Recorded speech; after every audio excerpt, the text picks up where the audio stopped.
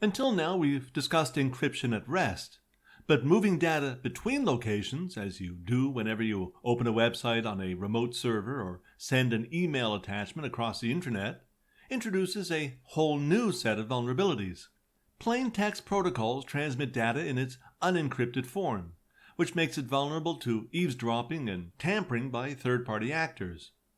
Data transmitted over plain text protocols can be easily intercepted and read by anyone with access to the network. If you're thinking of transmitting, say, credit card information or entering online banking passwords this way, then I would beg you to stop right now. You definitely want to add some encryption to your mix. Transport encryption protocols, as it turns out, use encryption techniques to protect the data during transit. The data is encrypted before it's transmitted and decrypted after it's received. This provides protection against eavesdropping and tampering by third parties. The most common transport encryption protocols are Secure Sockets Layer, SSL, and its successor, Transport Layer Security, TLS. Beyond transport encryption, end-to-end encryption refers to a method of encrypting data from the sender's device to the recipient's device, such that only the sender and the recipient have access to the data. E2EE provides protection for the entire transmission, including protection from intermediaries such as network administrators, service providers, and hackers.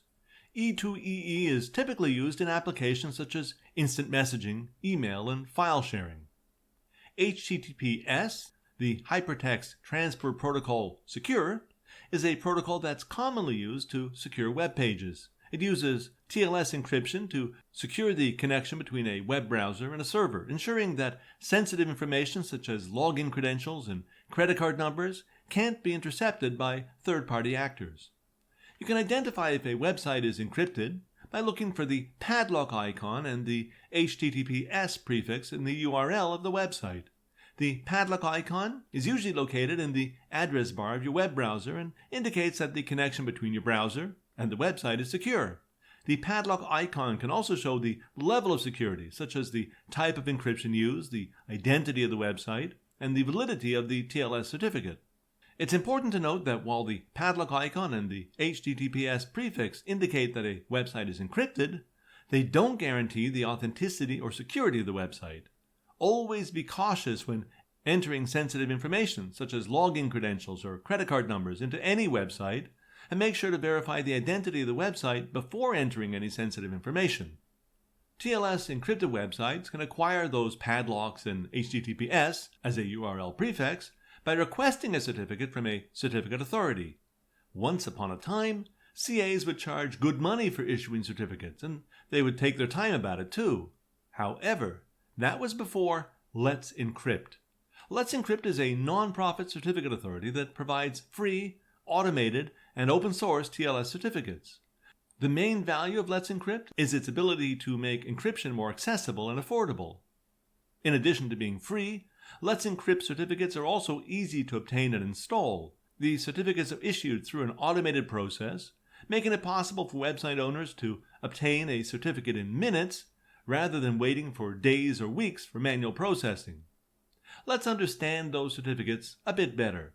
X.509 is a standard for digital certificates that's widely used on the internet to establish trust between parties.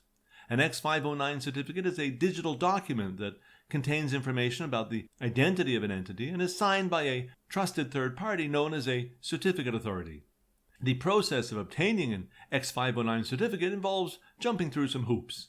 The entity seeking the certificate, a website owner for instance, generates a certificate signing request, which includes information about their identity and public key.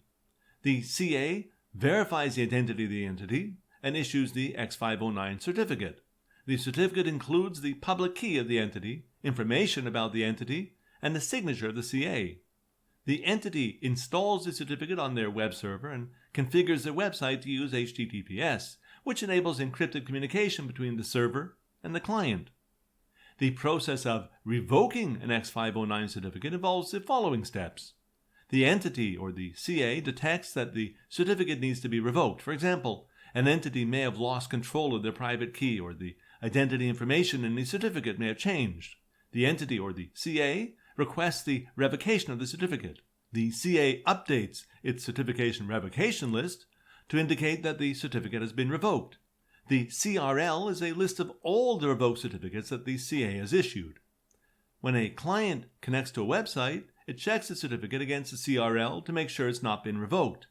If the certificate has been revoked, the client will not trust the website and will not establish a secure connection. An X509 certificate contains several key fields that provide information about the identity of the entity and the certificate itself. Some of the key fields are the version number of the X509 certificate format, a unique identifier assigned to the certificate by the certificate authority, information about the entity that the certificate represents, such as its name, address, and public key, information about the CA that issued the certificate, such as its name and address, the start and end dates of the certificate's validity period, during which the certificate can be trusted, the public key of the entity that the certificate represents, the algorithm used by the CA to sign the certificate and verify its authenticity, the signature of the CA, which is used to verify the authenticity of the certificate. There's one more thing we should touch on before leaving the world of encrypted web sessions. Perfect forward secrecy, PFS, is a security property in cryptography that ensures that the confidentiality of past sessions cannot be compromised even if the encryption keys used in those sessions are later disclosed. This is achieved by using ephemeral keys, which are generated for each session and discarded after the session is completed.